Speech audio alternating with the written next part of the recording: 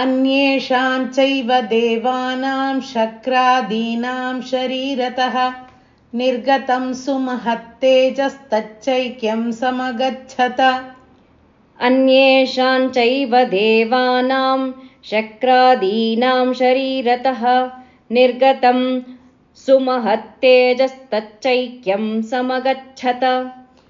अतीव तेजसः कूटं ज्वलन्तमिव पर्वतं ददृशुस्ते सुरास्तत्र ज्वालाव्याप्तदिगन्तरम्।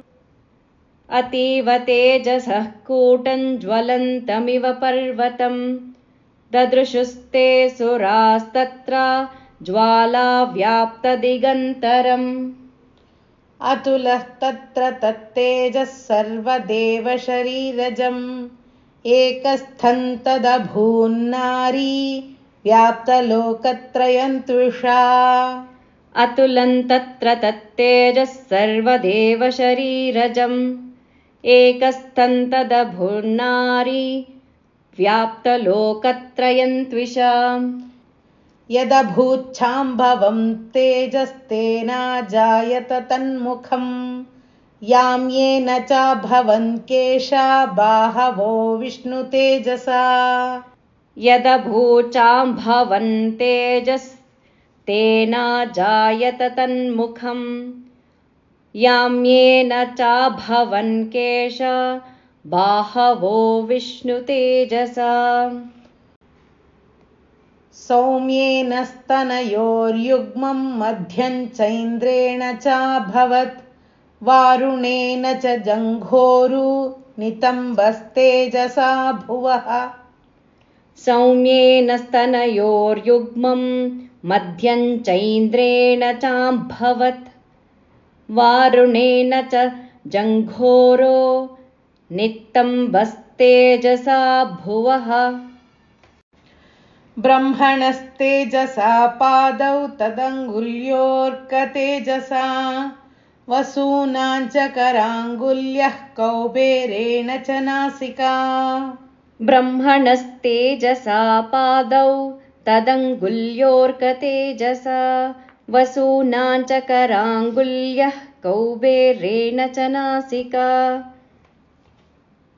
तस्यास्तु दन्ताः सम्भूताः प्राजापत्येन तेजसा नयनत्रितयं जज्ञे तथा पावकतेजसा।